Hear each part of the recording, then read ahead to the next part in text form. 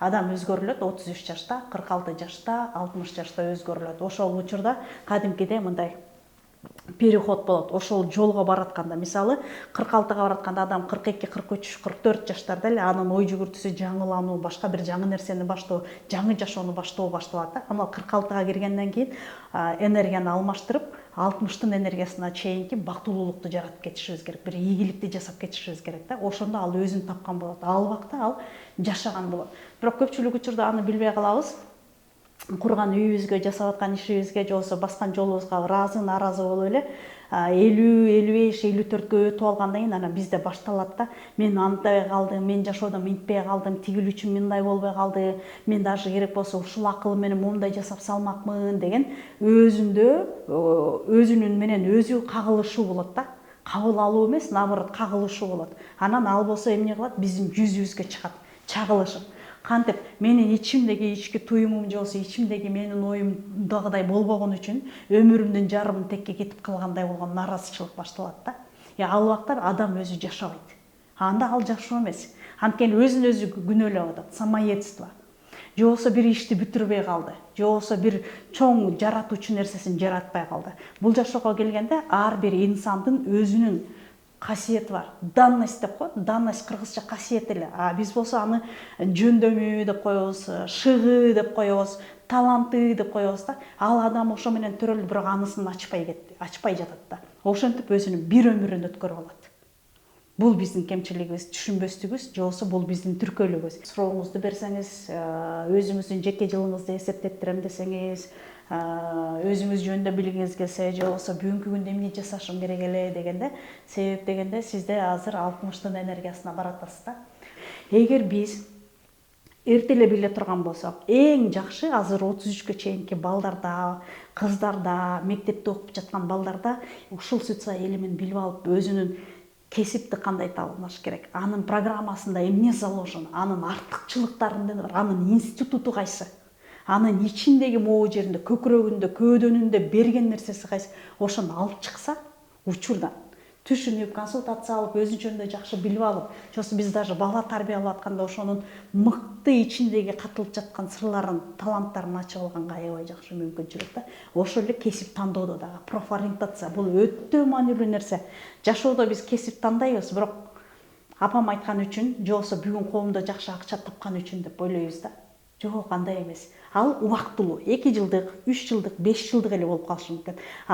Биз ушундай заманда жашайбыз, күндө өзгөрүп, күндө жаңыланып. Сен жаңы бир нерсени үйрөнсөң, эртең дагы бир нерсеси башталат да. Ага биз кууп жетишпейбиз.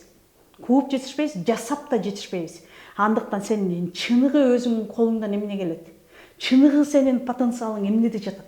Ушуну ачып алган бул аябай маанилүү да. Жанагы көпчүлүк учурда суроолор деле ушул. Мен азыр эмне жасасам болот? Же болбосо эмнеден баштасам болот депчи. Сенин каалооң кайсы? Сен азыркы турган абалың кайсы деп анан биз ушул жактан баштайбыз да. Андыктан келиңиздер, өзүңүздөрдүн матрицаңыздарды билиңиздер. Өзүңүздөрдүн атыңар канчага чыгат экен, анткени атына жараша заты деп коет. Бул дагы бизде кыргызда аябай такдаана айтылган да. Атыңар силердин көтөрүп, силердин атыңар аталган атыңар дагы аябай чоң мааниге ээ. Туулган күнүңүз, айыңыз, жылыңыз иштейт. Быйылкы сиздин 2026-жыл сиз үчүн кандай иштейт? Мунун баардыгы иштейт да. Ошон үчүн консультацияга келесиздер, жазыласыздар, алдыда турган номерге жазасыздар дагы. Сурооңуздар болсо берсеңиздер болот. Суроо берип өзүңүздөр жөнүндө көп болсо бир 5 мүнөт, 10 мүнөт убактыңызды киресиз, кичинекей акчаңызды, энергияңызды саласыз, бирок чоң билимди аласыз дагы, жашооңузга же болбосо азыркы кыла турган ишиңиздин маңыздуу же максаттуу экенин билип алганыңыз жакшы да. Мисалы, атты эсептегенде бул жерде латынча жазылат. Биз орусча алфавитибиз же кыргызча алфавитибизди коюп алып эсептей беребиз да. Ал андай эмес. Бул жерде могу китепте абдан жакшы сразу латынча берилген. Жазып, аны эсептеп чыгабыз. Ал чыккан санына карайбыз. Мынакей таблица турат бул жерде. Бул таблицанын негизинде сиздин аттыңызды эсептеп чыгабыз. Муну эсептеп чыгып турган бул аттын энергиясын карайбыз. Эгер силер көрүп жатсаңар, бул жерде турат ход мысли. Адамдын ой жүгүртүүсү, же болбосо инсандын ой жүгүртүүсү, инсандын өзү. Бул менин жеке көз карашым, жеке түшүнүгүм да, жеке менин оюм. Ошондо бул жерде турат. Сенин туулган күнүң 17. 17-сінде болгондо личность 8. Инсан 8 деген инсанды алып жүрөт. Инсан 8 бул ким? Бул контролер. Контролер. Мунун багыты, ой жүгүртүүсү, оюнун чабыты кандай иштейт? Мына бул жерден карайсыз. Эң маанилүү азыркы менин абалым, азыркы менин каалоом бул жерде. Менин жеке жылым, сенин азыркы жеке жылың. Полный датаңды айтсаң? 17.05 болгондо 13.4 сенки 4-чү жылың болот ата.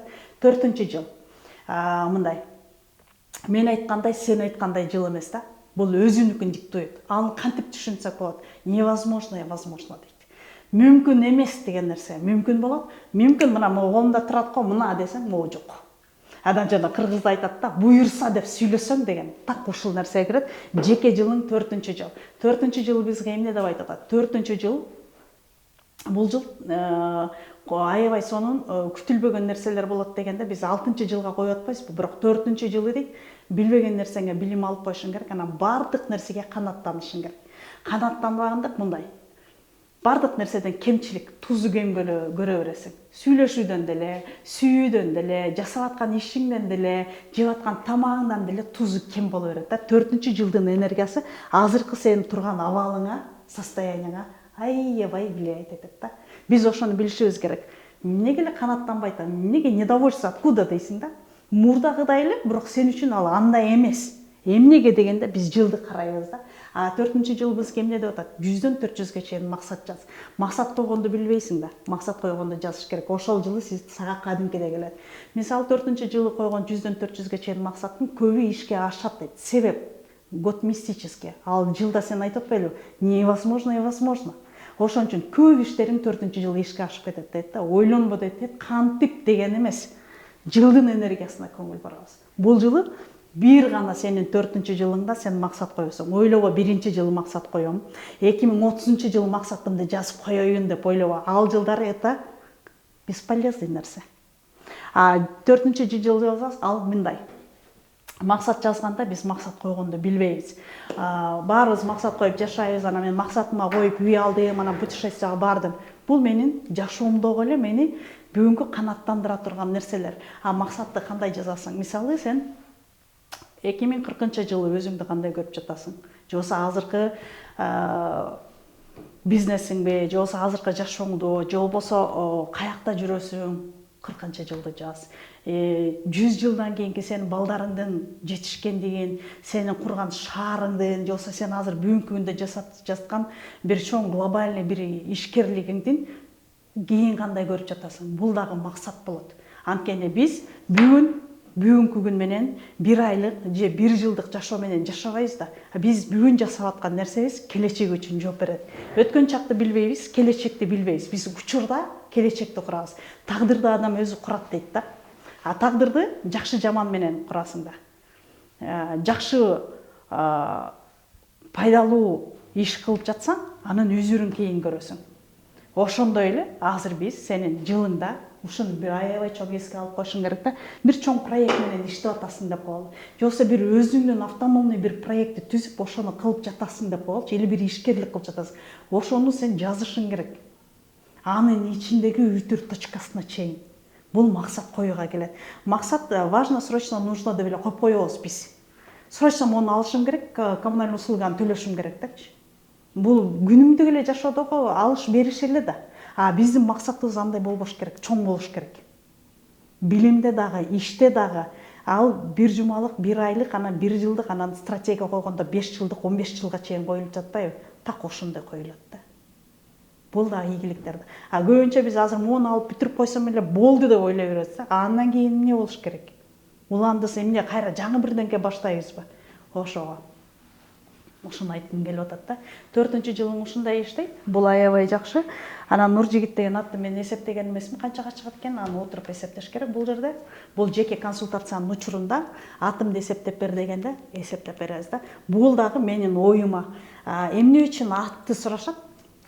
Атым канчага чыгат деп. Мисалы сага ой келгенде ат дагы иштейт. Кантип иштейт дегенде могул жакта жазылып турат. Биздин атыбыз эмоцияны берет, ойду берет. Мына ой келди сага, ал сага эмоцияны кошуп берет да, атыңдагы.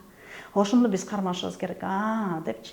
Сен 8 туура эле натыйжаны, результатты көрүп атасың, жыйынтыкты түшүнүп атасың, бирок сенин атың жетиге чыкса, хаотично берет. Бир жерин кем берип коет. Анан ошол жерден биз жаңылып калабыз да. 8 болгондо бул эмне деп атат? Көзөмөлчү. Мындай айтканда координатор деп коет. Материалдык дүйнөнү контролдоо компетенттүүлүгү. Мунун сапаты ушул жакта. Көзөмөлчү, контролер, бул инсанды ушул жактан көрүшүбүз керек. Буларды каяктан иштейт? Булар банктарда иштейт, чоң завод, фабрикаларда иштейт. Ошол жерде эң мыкты реализация боло алат. Булар өзүн таба алат да. Финансы, кредит управление, инвестиционный анализ управление дейт, активация. Биякты эле карап койбойм, тиякты карап коем го мен дагы. Ушундай 17-синде болгондо, сөзсүз жашоосунда спорт кылыш керек. Сөзсүз түрдө спорт кылыш керек. Жумасына 15 күндө бир футбол ойнойсуңбу же тиги бир жумада бир футбол ойноп коесуңбу же болбосо жумасына 3 жолу залга жазылып, кадимкидей спорттун бир түрү менен алектенген жакшы да.